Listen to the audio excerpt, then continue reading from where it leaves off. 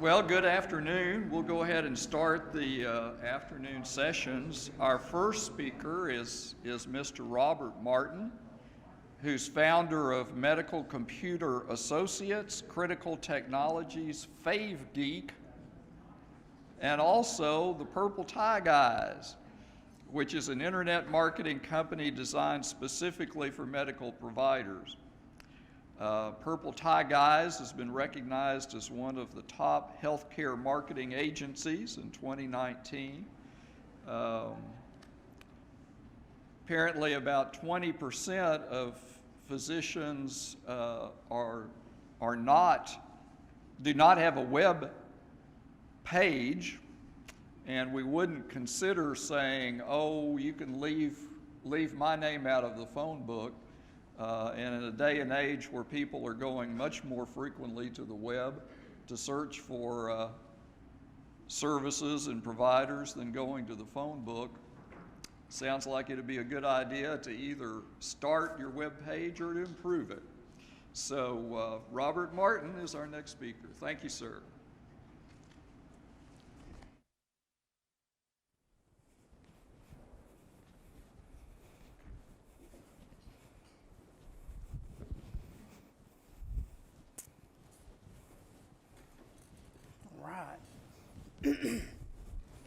Thanks for that introduction. I'm going to reference Dr. Harris's presentation last night and encourage you guys to be open to change, because I know this scares a lot of people, and I want to make this as comfortable for you as possible. So, the internet is a place you can make $54,000 a year. Talking about peanut butter. It's mind-boggling. I started my first company when I was 19 years old, working with physicians. In the early 2000s, I became one of the first certified HIPAA privacy and security specialists. I traveled all over the Southeast teaching HIPAA in daily practice. Over the next few years, I built a multi-million-dollar business. My team worked with hospitals, local and state governments. We even worked with the Federal Bureau of Investigation. It was great. Couldn't ask for it to be any better. And then the recession in 2007 hit. How many of y'all remember that? I went from doing really well to not doing anything. So I was broke, but I was determined not to give up. So I used the internet to build my brand better and stronger than ever. You see, utilizing the internet, it's easier than ever before to be seen as the expert in your field. Whether you're a plastic surgeon or a pediatrician or just a mom talking about peanut butter. You no longer have to worry about what Joe's cousin thinks about you. Look at my 5-star reviews. I must be the expert. Read my blog post. Watch my YouTube videos. Listen to my podcast, my interviews. I absolutely must be the expert. Again, I'm Robert Martin, owner of Purple Tie Guys. I'm a certified Google partner. My company's been recognized as a top healthcare agency of 2019. And I'm the marketing advisor for SMA.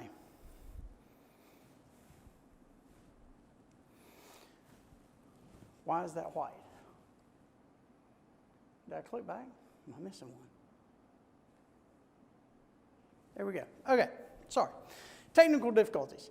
So today we're going to discuss marketing and promoting your practice. Our topics are going to include why you need a website. This is why I need you to be open-minded about this. Google search, search engine marketing, pay-per-click advertising, reviews. Why are they important and how do we get them? How do we get more of them? Search engine optimization, smartphones, and how they are changing the internet as we know it and how they affect the way we do business. Then we're going to touch social media marketing, and I'll open up the floor to some Q&A after that. So let's talk about your website for a minute. Show of hands, how many has a website? Okay. How many of you have absolutely no idea why you have a website? That's awesome. So 73% of consumers use search engines to do research on treatments. 60% of patients say that they would be open to a virtual doctor's visit. You sit in front of a computer screen, they sit in front of a computer screen, you have this little virtual appointment. 60% of people said they'd be open to that. 38% of people will stop engaging with a website if it is unattractive. How many have an ugly website? Anybody? Nobody admits it. It's okay. It's really okay. So everyone should have a key that was given to you before you came in or as you came in. There are action steps on this key. This is the first one. There's a podcast on there all about how to start a website. Now, if you're an SMA member, they make it really, really easy. So keep that in mind. So here's why it's important. It's the only thing in your practice that works 24/7, 365. It never complains, never asks for a day off, and rarely does it ask for a pay raise. It validates the practice. 48% of people said that a website's design is the number one factor in deciding the credibility of a business. That's insane. A visitor only takes 50 milliseconds to make a decision about your website. So, you got a second to catch their attention. The internet moves super fast. 50 milliseconds. Once a visitor comes to your website, 86% of the time, they want more information about your services. Your website should be a patient portal for learning. So, the most important thing your website can do for you is have a way to communicate with you. Something other than just a telephone number. 64% of visitors want to see contact information on the first page. They want to see a chat form, contact form. Now, I will say, how many of you have a contact form on your website? Anybody? Maybe? So you got that big block at the bottom for someone to type in. They will give you their life story. There's no need for that. And they put in all types of personally identifiable health information, stuff like that. It's just a big security. Here's my suggestion. You have a drop-down list, and you say, I want the doctor to call me back. I want the nurse to call me back. I want to know more information about this procedure. But don't give them the option to tell you their life story, because they will. How many of you actually have reviews on your website? Good reviews. So you have a captive audience. Why not put your best reviews, best foot forward on your website? Before and after sections. Now, I know Dr. Cotter does this, and I have a bariatric surgeon that does it. Before and after photos. New patient forms.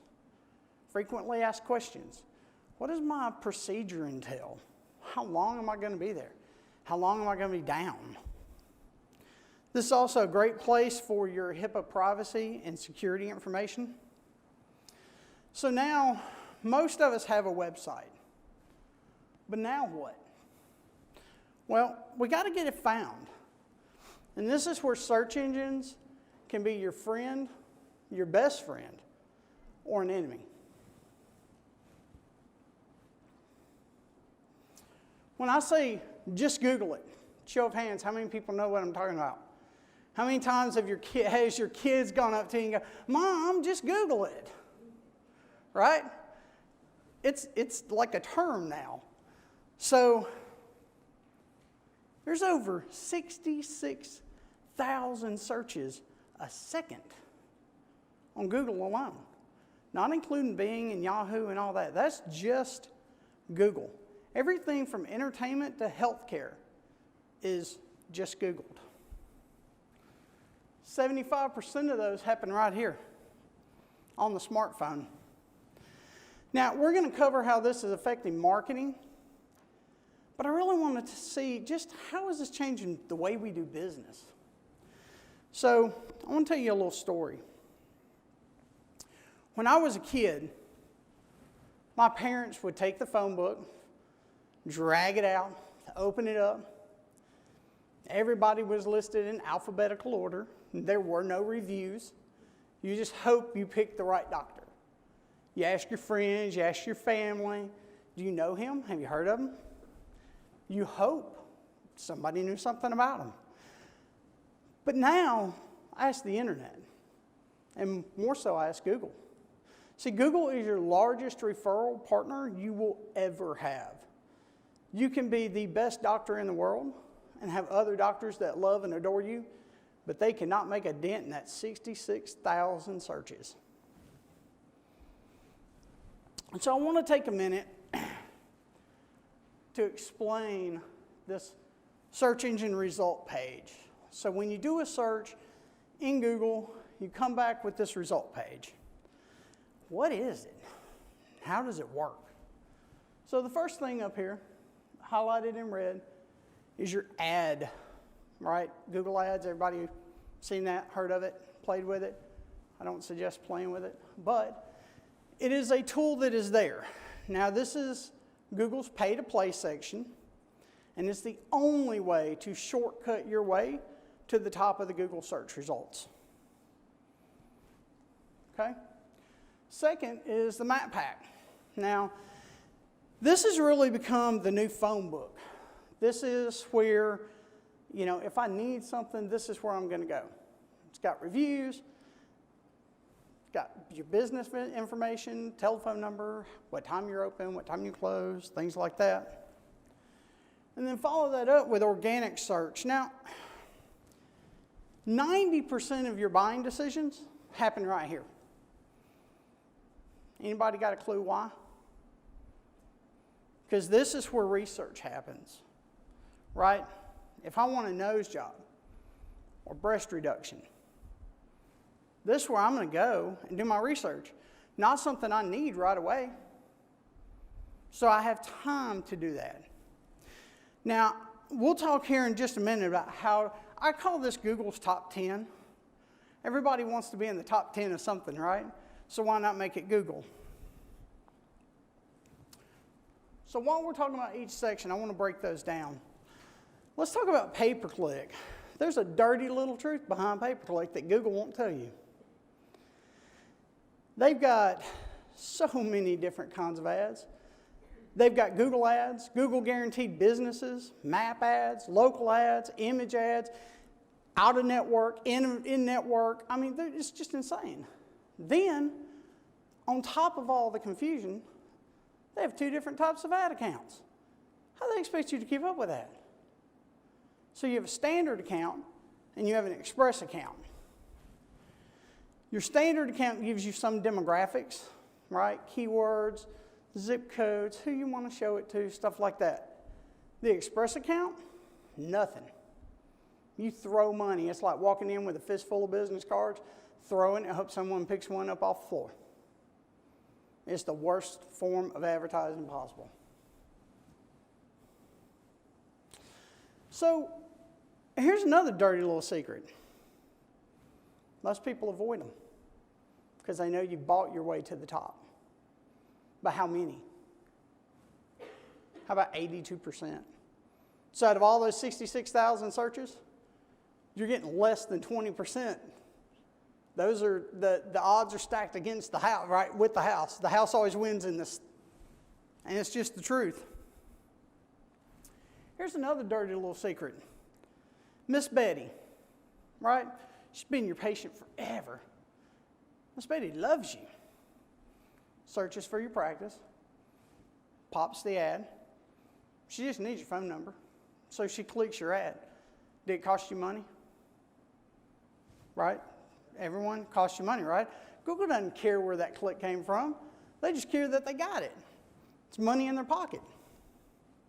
Now, we're going to talk about how to fix this, right? Because the fix is fairly simple. Well, it's kind of simple. So,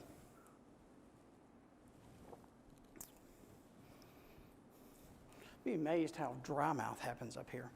So let's talk about how to fix it. And this is what we do. We talk about local search whenever we talk about fixing this. So local search is when you search for a specialty, like plastic surgeon, Birmingham, Alabama, pediatrician near me. Those are all local searches. Now, I want to talk about that listing, right? This is really the only listing that Google gives you that is free. It's the only thing Google gives you that you have some control over. It's a repository for reviews, and it's where people find quick information about your business. Are you open? Are you closed? What time? What phone number? So let's dive into this a little bit closer. I know Carol's here somewhere. So this is your second action step. On the key that everyone should have, there's a video that will walk you step by step through the process of claiming this listing if you haven't already. Where it says suggest and edit right now, it will say, do you own this business? And you click that and you follow the steps on the video and it'll walk you straight through that. So there's a big reason this is important. I want to tell you why. So, an immigrant from Italy came over, started a restaurant. It was wildly successful. Had the best pasta, best service, best everything. Friday and Saturday nights, man, they had people lined up out the door. One of his competitors got tired of it. He didn't know anything about the internet. So he went marking closed on Saturday. Guess what that did? Cut his traffic in half. Pretty soon, he couldn't afford to pay his staff, couldn't afford to pay his bills. All of a sudden, he's out of business. That's why it's important to have someone check this periodically. Doesn't have to be you. Be a staff member. Could be someone you hire. You know, just check it. Make sure that the information's right. Make sure somebody hasn't gone and marked you closed. Make sure someone manages it for you. So this is probably my favorite part. Let's talk about reviews. Everybody loves a good review. If you ever go to Amazon and read the one-star reviews, they're so amazing. So everyone wants to read the bad reviews first though, right? So having no reviews is pretty bad for the practice. But a bad review can absolutely destroy your business, and in a hurry. So let's talk about online reviews for just a second. So how important, right? I talked about this time that, you went to the phone book, you flopped the phone book open, you went and looked at the doctor, there were no reviews. But how important are they? 84% of people say that they trust an online review as much as a close personal friend telling them, hey, this doctor is worth going and seeing. Dr. Cotter did an amazing job, right? So 40% of people say that they read online reviews before choosing a doctor. Okay? So, and we'll talk about this because I want to expand on this with needs versus wants and why this is really important. So just know that reviews are absolutely important. Good reviews are even more important. So here's an example. I searched for urgent care in Birmingham. I get some decent stuff back. 3.9, 3.3. It's okay. But I think I'm dying. Right? So I don't want okay. So I tell Google, I want the best urgent care. So let's see what Google did. Look what happened. If you got below a 4-star rating, Google took you out of those results. Notice how my results changed. Not one of those that were up there before are up there now.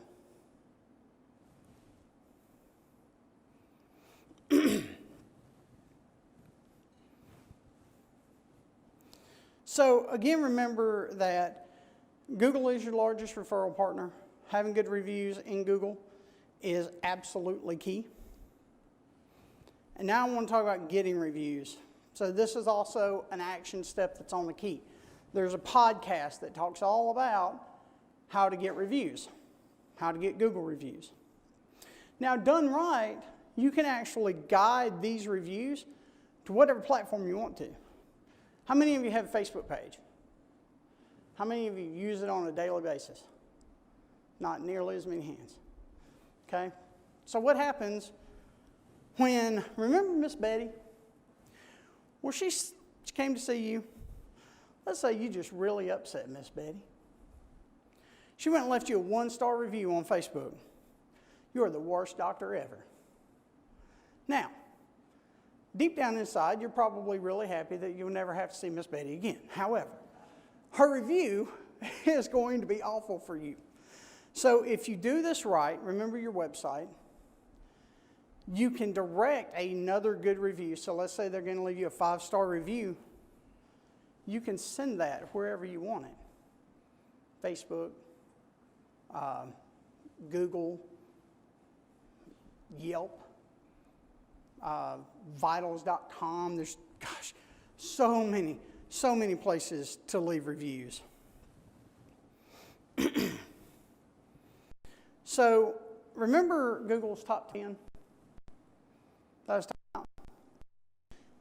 Let's talk a little bit about how to get in that top 10. So what do you need before you refer to another doctor? Right, say a diagnosis, that's the wrong answer. So before you refer to another doctor, what do you need to do? You need to trust that other doctor, right? So that's what Google wants. Google wants to see trust, right? So how do we build trust with Google? Okay? You have to prove that you are the expert in your field, right? Remember when I opened the lecture, I said read my blog post, listen to my podcast. I must be the expert. I have all this content that proves it, right? That's what we have to show Google. I'm the definitive expert when it comes to plastic surgery or kids. I'm a pediatrician. You need to be a resource for these search engines. Remember, 90% of the people go to do research. They need to be able to find what they are asking, what they're researching for, right? The Mayo Clinic. Everybody here's heard of the Mayo Clinic. Everybody's heard of the Mayo Clinic. They have 300 episodes of a podcast. Guess how many downloads it's got? Millions. 300 episodes, that's it. That's nothing. It's less than one a day for a year. They've been doing this a little while. So you have to earn trust from others. So think of it as like if the hospital says, hey, Dr. Cotter is amazing, or Dr. Sauer is the best person to help you with that. If a hospital refers you to a doctor, you're probably going to go see that doctor, right? So let's talk about smartphones. I promised I would get to this. I'm just going to touch this briefly because my clicker isn't working. Technical difficulties. You want to just... Okay. I'd be the one to break it. That's what it is. That works. So let's talk about the smartphone. I carry it everywhere, right? Y'all do too. Who here doesn't have a smartphone on them? See, no hands. I'm holding more computing power in the palm of my hand than Ronald Reagan had to run the free world. I carry the internet everywhere. There are 12-year-olds with smartphones. Let's sink in for a minute. There's entire studies dedicated to smartphone addiction and anxiety. There's a company that actually makes a little plastic brick about the size of an iPhone to help you overcome the fear of being without your phone. It's called the No Phone. I can't make this up. It's $14.99 on Amazon. So, mobile devices made up 42% of all time spent online. Nearly half on this tiny screen. I don't even see that good, but I spend a lot of time on my phone. And that was a 2018 statistic. I'm sure this year is probably a little more. So, 58% of all website visits came from a smartphone. So over half of your traffic comes from a smartphone.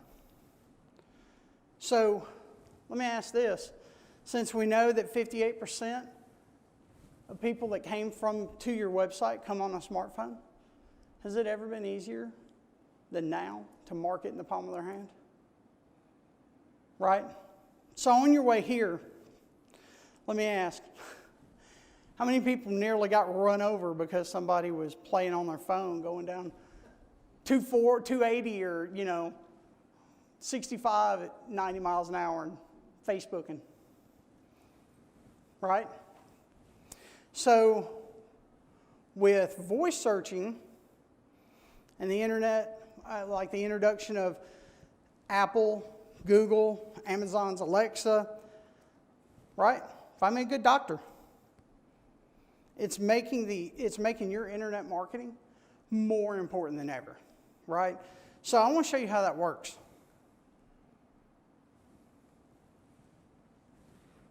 And I have no audio. Okay, so I just said, hey Siri. Oops, sorry, I said I wasn't going to say that.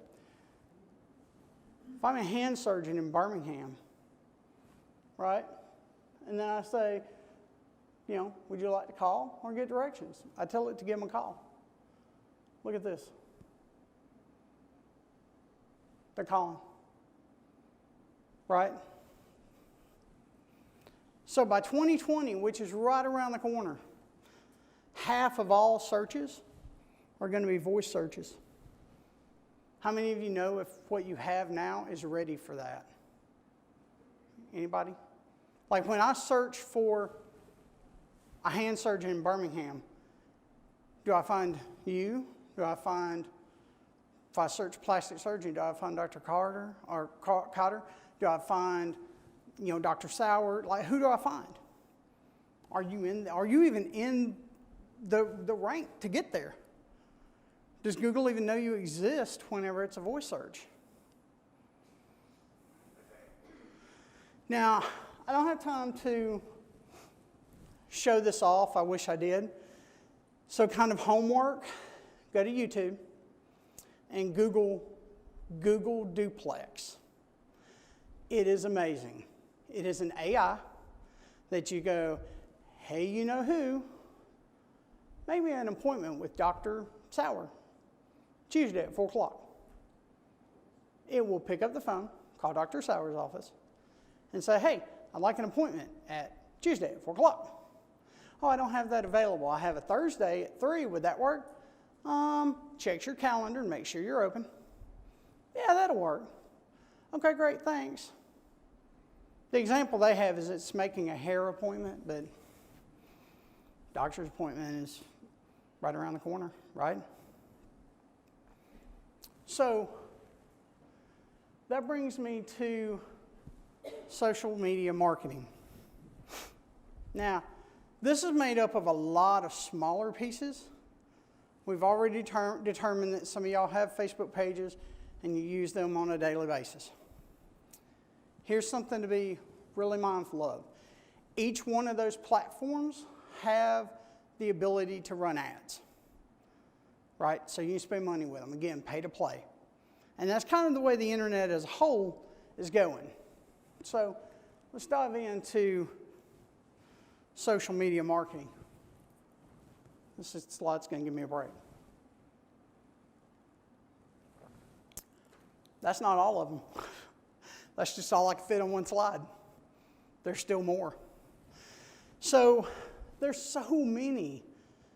So my suggestion is pick no more than you're willing to keep up with. And here's why that is important. Randy, if I go to Facebook and I look at, SMA's Facebook page, let's say you're really active from 2016 to 2017, and then you just stop keeping up with it. What's the first thing that runs through my mind? Are they still doing this thing? Right? Are they still around? Like, their numbers still good? Are they still doing?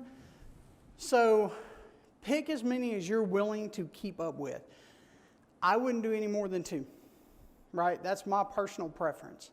The 2 biggies right now are Facebook and Instagram. These are the 4 we're going to go over. Okay? 41% of people say that social media would impact their choice of a hospital or treatment center. Right? Like, if I got something I need a hospital for, social media wouldn't be the first place I went. But apparently 41% say that it would affect their decision. So I want to look at each one individually. So the first one is Facebook. 68% of Americans have a Facebook account. Not to mention all around the globe, right? Other countries. 74% visit Facebook every single day. Some of them multiple times a day. 96% of Facebook users access it from their smartphones. Again, marketing in the palm of their hand. Super duper easy. So Facebook's average cost per click, or what we consider a cost per conversion, is $1.72. It's cheaper than a billboard. Nobody looking at a billboard. We just talked about how many people nearly died on their way here. Right?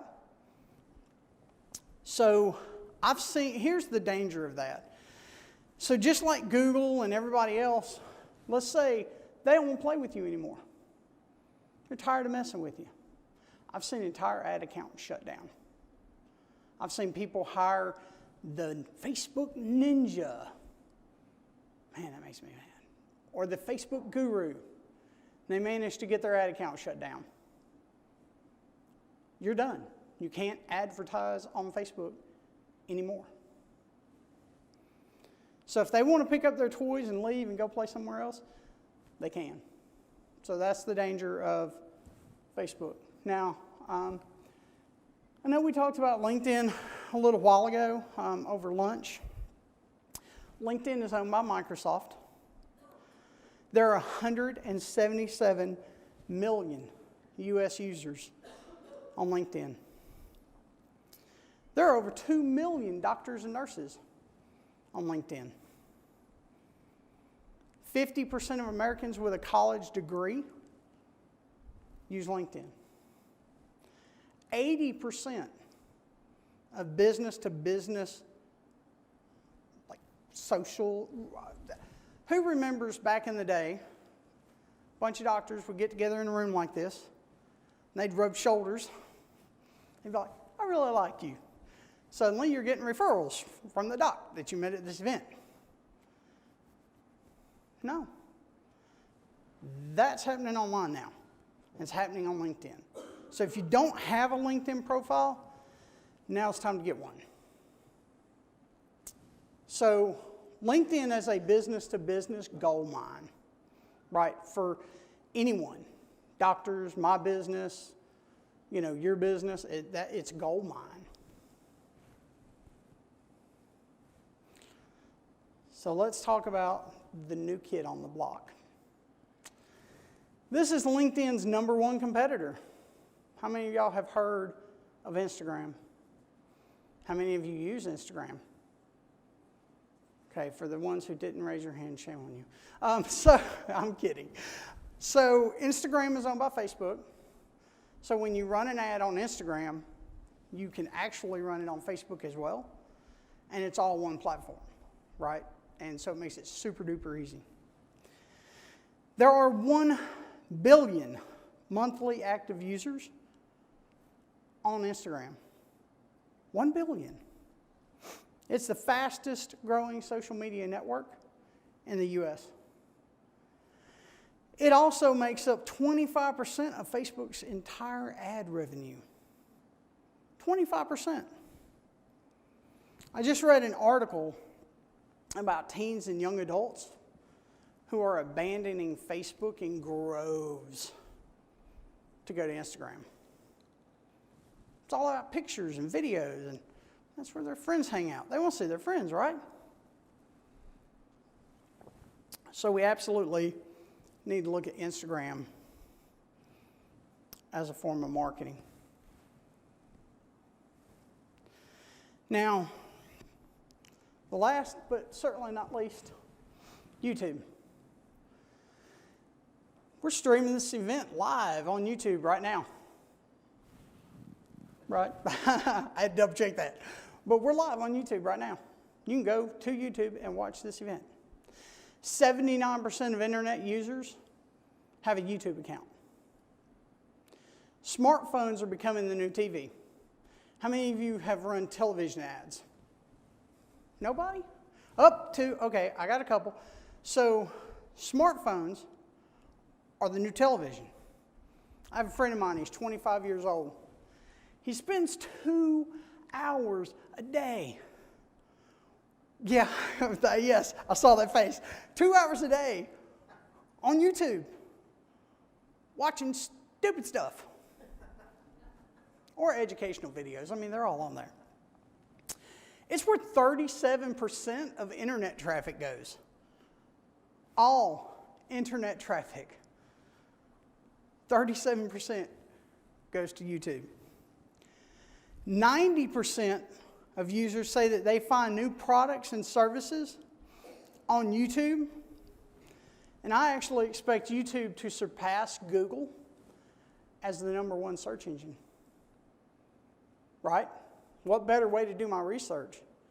Hey, this doc has done a bunch of YouTube videos all about the nose job I'm looking at or the breast augmentation I'm looking at. They don't even have to read. America's lazy. We would rather watch videos than read about it. So YouTube is absolutely going to out surpass Google soon. So I know I have thrown a bunch of information very quickly. So if y'all remember the key that I gave you in the beginning, there is a ton of resources on there. Podcasts, YouTube videos. Blake, is there blog post on there too? He's nodding. So blog post. So remember when I opened this lecture, I said, read my blog post, watch my YouTube videos, right? Listen to my podcast. I absolutely must be the expert. So my question is, what are you doing today to be the expert in your field? Now I'll open up for some Q&A now. Anybody have any questions? Oh, we're getting the red throwing things around, aren't we? So I've got one. Sure. So you talked about directing reviews to where you want them to go. What do you recommend people do when you get that person who comes in to see you first visit and goes, biggest idiot I've ever met, I'm going to write him the meanest review I've ever seen? What's your best move there? I love that. So if you do this right, you have a page on your website, you have 1 through 5 stars. If they click 1 through 3, we send them to a contact form that goes, uh-oh, what did we do? Tell us how we could do better. And then they feel advocated, right? They're like, somebody's going to read that. they're going to know I'm mad. Forget all about these other platforms, right? Say they're going to leave you a 4 or 5 star review. Well, now you direct them where you want them to go. Google, Facebook, Yelp, right? Remember Miss Betty told you, we really ticked her off. She left you a 1-star review on Facebook. Next 5-star review you get, send it to Facebook. Bury it so nobody gets to read it. That's my suggestion. How do you send reviews? So on your website, you link each star to a different place, right? So if they click 1 star, it sends them to the contact form. When they click 4 stars, it sends them directly to Google so that they can immediately leave you a review. And so you find that link directly to the review page, and that's what you send them to. It's beautiful. When it works, it is magic.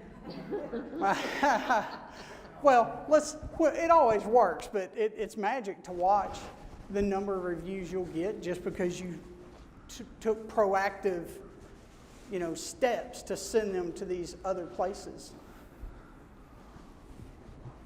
Anybody else? Either I was really informative or I've blown your minds, one or the other.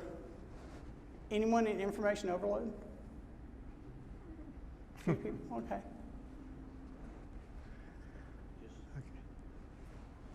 Yeah. It just seems overwhelming. I mean, you've got to have somebody monitoring these things, watching for the reviews and trying to make the stars happen and move up and down the search engines. And I mean, it's a whole nother FTE that you need to employ just to do this. Yeah. And it seems overwhelming, and I'm not, I mean, is it cost effective? Is there a return on investment for doing that? Well, again, I'll go back to the question of how many people almost got run over on the way here, right? We've got so many people that are looking online now. How many of you, good question, right? How many of you have a phone book? You have a phone book, you have a phone book. Is it under like a wobbly leg in the kitchen table? Is that where that's at? Because that's where it belongs. No one goes there anymore. They're going to pull out their phone. So what do you do? Well, yeah, okay. Well, so go ahead. Good. So I was reading the other day about cell phones, internet and second watching when people watch TV and the marketing that goes on with it. How does that, it seems kind of a big deal. How does that work? So it really is. We talked about this at dinner last night. There are people that have made enough money on YouTube to drive Teslas, like the expensive models, not the cheap ones.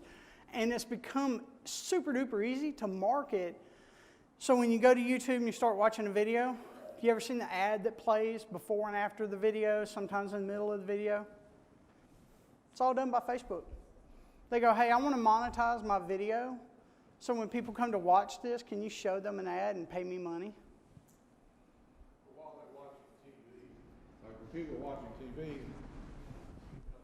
they're on a cell phone, the TV is on, and they're like this. Absolutely.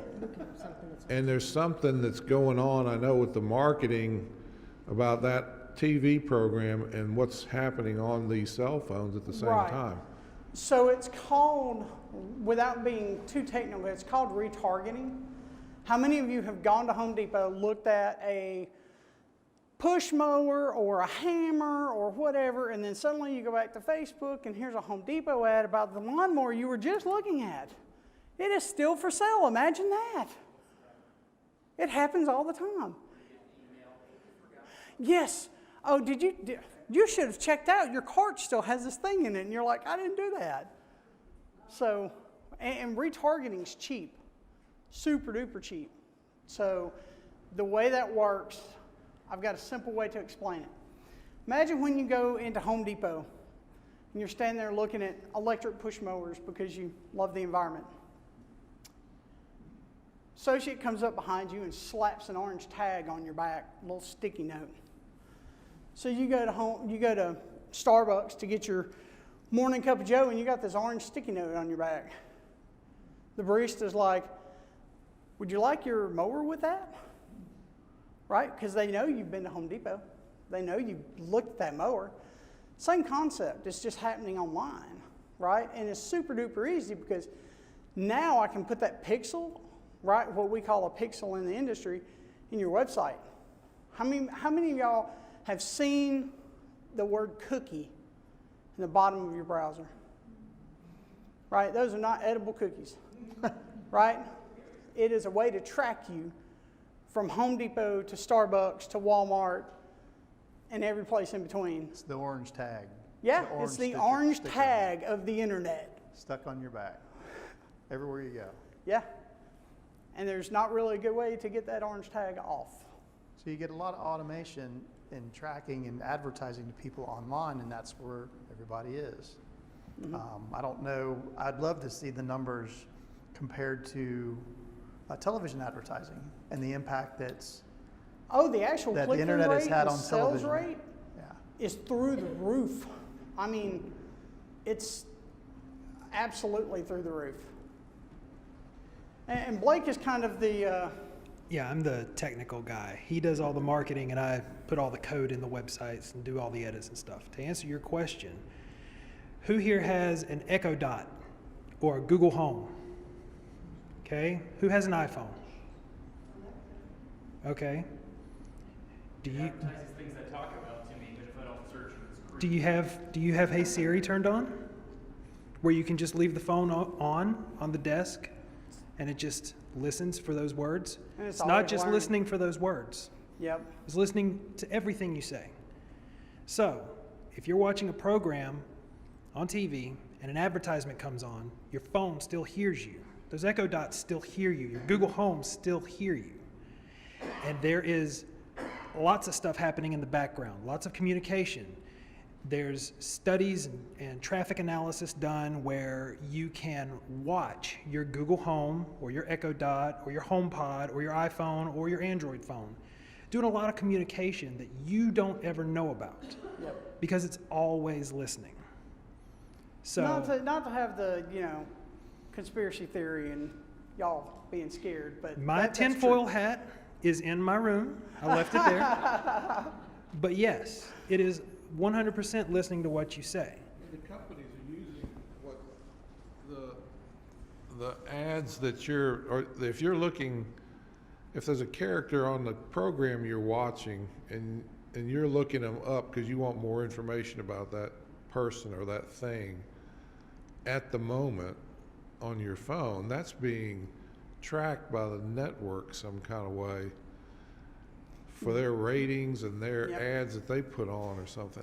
They're you know? all intertwined, And so it's got that name, Second Watching or something like that. Yeah, it's cyclical. Your phone listens to the TV and suggests other things related to what you're watching.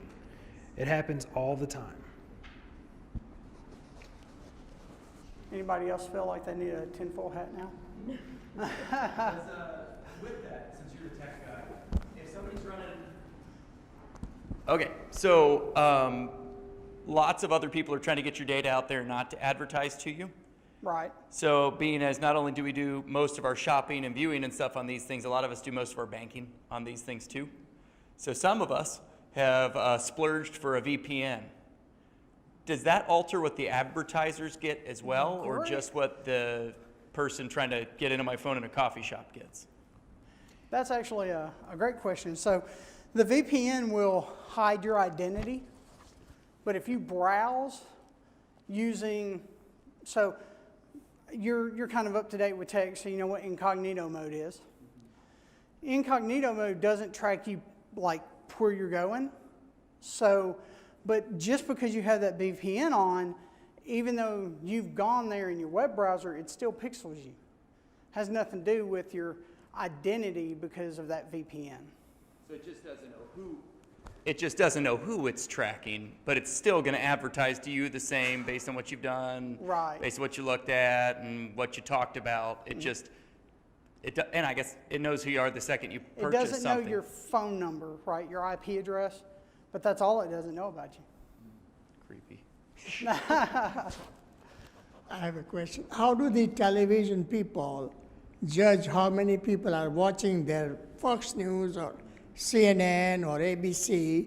How do they find out I'm watching them? Well, you say that. However, how Do many they in watch here us have through a the screen? smart TV? Hard How to many of believe. you do what now? No, they don't watch you through the screen, fortunately. But they have a rating system called the Nielsen rating system. It's a guess. Yes, I'm sorry. They have a rating system called the Nielsen rating system. It's a guess most of the time. But now that you have your smartphone and your other listening devices, they have another way to track how many people are actually viewing that program at any given time. And it's a real-time analysis of who's watching. So they can track your cell phone. They can hear through your cell phone that you are watching their program. Unless you turn that off.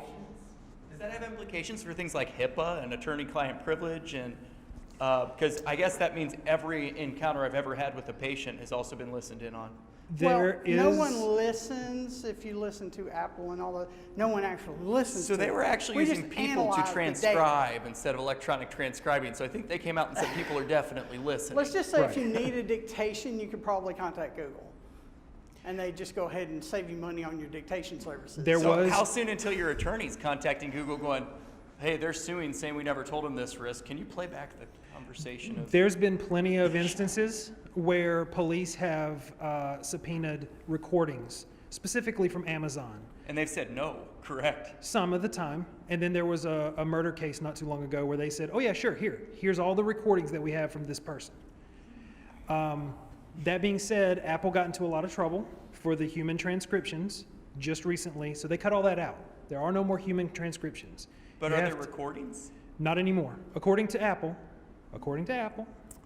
not anymore. But how much do you Well, if trust we them? can't trust our tech companies, who can we trust? Just ask Mark Zuckerberg, he'll give you an answer. Absolutely. I appreciate the time that you gave me. Thank you so much.